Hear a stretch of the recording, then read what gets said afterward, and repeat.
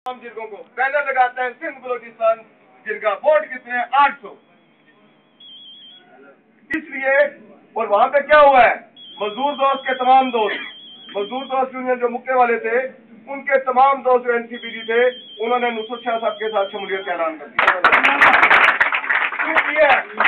उनके वो लीडर, उन्होंने इलाकाई परस्ती की वजह से वो बीएसएफ के हुए रिटायर्ड आदमियों के साथ, नूरबख्श बलोच और दूसरे लोग, ये वो बलोच है जिन्होंने, आपको याद होगा जब हमारे घरों पे आईबी और पुलिस के पहरे थे, जब आपके 750 मजदूर जेलों में थे, जब F11 के हमारे दोस्त और इस्लामाबाद के दोस्त 50 बच्चों के साथ पार्लियामेंट के सामने मुजाहरा करे थे लोगों की राय के लिए 15 जून 2005 को, तो उस टाइम यही नूरबख्श बलोच एंड कंपनी जो थे, इन्होंने उस अपने बाप जुनैद आई खान को घोड़ों पे बिठा के, ये बाहर जगह थी, बेगैरती की इंतहा की थी, घोड़ों पे बिठा के इस्तकबाल किया था, कोयटा लेके गए थे। और ऐसे वो लोग, ये वो माफिया है जिन्होंने अपने बीएसएफ फाड़े थे। और आज जो है, लेकिन वो मजदूर दोस्त की जब लीडरशिप उधर गई, तो उनकी 100 के करीब कारकुन जो है उन्होंने लेबर यूनियन में शमूलियत का ऐलान किया। अब जो गुफ्तगू है, ये हमारे अक़लियती उम्मीदवार हैं, हमारे कौमी परचम में आप लोग पढ़े लिखे हैं, बाशऊर है, जानते हैं कि जो सफेद रंग है ये अक़लियतों की नुमाइंदगी करता है। तो जो लोग पहले ही शौरी या गैर शौरी तौर पे बहुत काम जो है वो कुदरतन हो जाते हैं, इंसान के शऊर में नहीं होता कि मैं कर रहा जाऊं, लेकिन हकीकत वही होता है। तो ये अक़लियती उम्मीदवार जो है, इनके किरदार से आप अच्छे तरीके से वाकिफ हैं। जहां तक आ गई एमओयू की बात, एमओयू क्या है? एनसीपीजी को कंफर्मेशन हुई कि नहीं? एनसीपीजी को मैरी ग्रांट मिली कि नहीं मिली? एनसीपीजी को R&R मिला कि नहीं मिला? डबल ओवरटाइम मिला कि नहीं मिला? एनसीपीजी की जो तनख्वाह है वो बीपीएस के पहले स्टेज के बराबर हुई कि नहीं हुई? अब आ गया जनाब, क्या एनसीपीजी की 60 साल जो नौकरी है वो कंफर्म हुई कि नहीं हुई? उनका जो 1 महीने का नोटिस खत्म हुआ कि नहीं हुआ? ये हुआ एमओयू। किन हालात में? उन हालात में कि जब तुमने गद्दारी की, तुमने रहमान मलक को अपना बाप समझा, हमने मजदूरों को बिके थे। आज की तरह तुम्हारा रहमान मलक, आज तुम्हें वो वज़ारत दाखिला में घुसने भी नहीं देगा। किधर है वो रहमान? कहता है मैं मलक हूँ, रहमान मलक ने मुझे फोन किया। और रहमान मलक तुम्हें अहम था या पीटीसीएल के मजदूर तुम्हारे? हमारे लिए 2 ऑप्शन थे। चौधरी मंजूर हमारा दोस्त था सियासी तौर पे, बराबरी की बुनियाद पे, मैंने अफेयर में भी कहा था, हमारा साथ नहीं था, तुमने उसको भी साथ बनाया, उस बेचारे को भी शर्मिंदा किया, उसको भी जलील किया, खुद भी जलील हुए। लेकिन 1 घंटे के बाद वही मंजूर जब हमारे पास आया, हम सब मौजूद थे, हमने कहा ये नहीं हो सकता, तो वो खामोश होकर चला गया था। तुमने कहा 7 दिन, हमने तुम्हें दिए 13 दिन, हमने कहा आ जाओ वापिस मजदूरों में, और नहीं आए, तुम रहमान मलक के पास चले गए। और जो एक टेलीफोन पे रहमान मलक के हड़ताल छोड़ के चला जाएगा, उसको अगर कुछ ज्यादा मिल गया तो वो क्या कर देगा आपके साथ? और फिर लाइन स्टाफ के तमाम वो जो मजदूर है, वो जो सादा लोग कारकुन है, उनकी जो जदोजहद है, वो जदोजहद गलत नहीं थी, वो लीडरशिप गलत थी। वो जदोजहद इसलिए गलत नहीं थी कि मजदूर मासूम होता है। मैं उन तमाम मजदूरों को, उन तमाम जिन लोगों ने जेलें काटी, उन तमाम के खुलूस को सलाम पेश करता हूँ, लेकिन लानत भेजता हूँ लीडरशिप पे जिसने, ये देख रहे हैं, ये मेरा लेटर नहीं है, NIRC की 23 जुलाई 2007 की वो हाजिरी शीट है। इस पे ये आकर में मकबूल साहब के दस्तखत थे। इस पे हमने एक कोड ऑफ कंडक्ट साइन किया NIRC लाहौर के अंदर कि जनाब रेफरेंडम प्रोसीडिंग शुरू हो गई और हम कोई हड़ताल एजुकेशन नहीं करेंगे, अगर करते हैं तो NIRC ने हमें स्टे नहीं देना। इसलिए तनख्वाहें बंद हुई, इसलिए बोनस बंद हुए। और पता था, मैं मायदा करके आया हूँ, अदालत में एक फाइल करके आया हूँ, बाहर आके मजदूरों को मरवाना नहीं चाहिए था। फिर भी हमने कहा सबको कह दो, सबको हम लेके आते हैं, तेरी भी जान छूटेगी नहीं।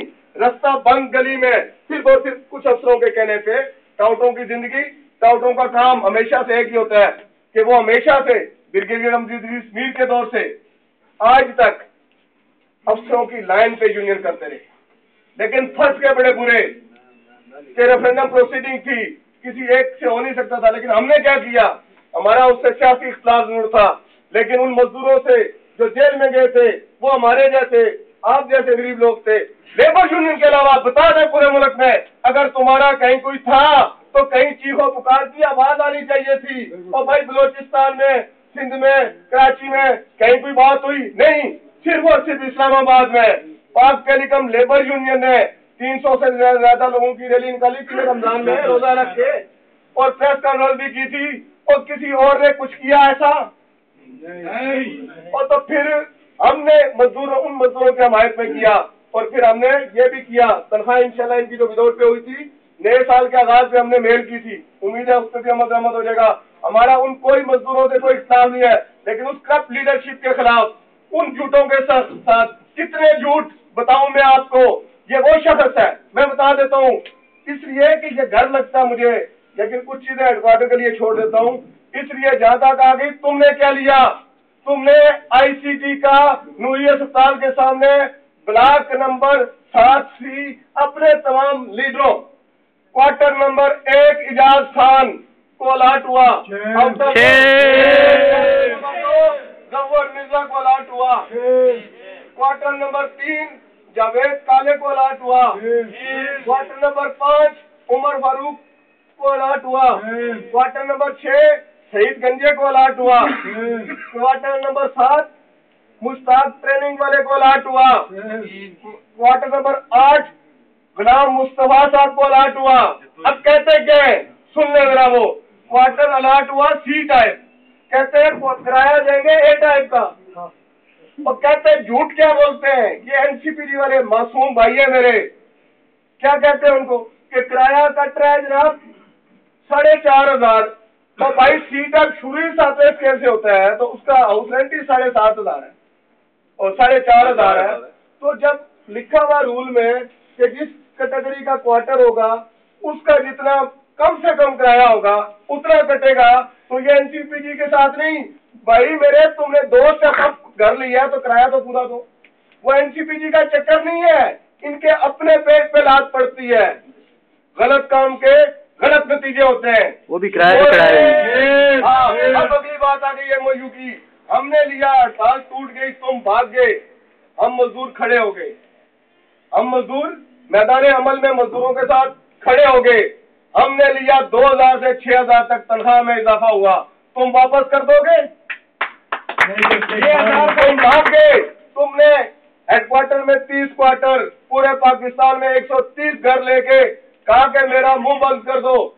तुमने इस तरह भी कहा, क्या कहा कि जेल भेज दो तो इज्जत बच जाएगी, उन्होंने कहा नहीं भेजते, कोशिश उन्होंने बड़ी की कि ये ना जाए, कुछ अमब थे जिन्होंने भिजवा दिया कि इसकी जान बच जाए, हमदर्द थे इसके, कहा मुझे पूरे मुल्क के लिए मैं चलो खत्म कर देता हूँ, यहाँ लोगों को मुंह नहीं दिखा सकता, मुझे 5 लाख रुपया दे दो, मैं पूरे मुल्क का रेफरेंडम लड़ूं। तो कहा नहीं, क्या कहा कि नहीं, तो मेरी लाइन साहब के उन तमाम दोस्तों से ये अपील है, आपके खुलूस पे हमें कोई शुबा नहीं, आप कारकुन हमारी तरह मजदूर है, लेकिन आपका जो वोट इस अक़लियती उम्मीदवार को पड़ेगा उससे वो मौजफरोश, वो जिल्लत का निशान जिसको एम्प्लॉयज यूनियन के नाम से जानते हैं लोग, उनको वो उनकी ताकत में इजाफा होगा। हम आपसे अपील करते हैं कि जनाब आप जो है इस अक़लियती उम्मीदवार को आप आए, आप जितने भी साफ सुथरे लोग हैं, हम में से कोई भी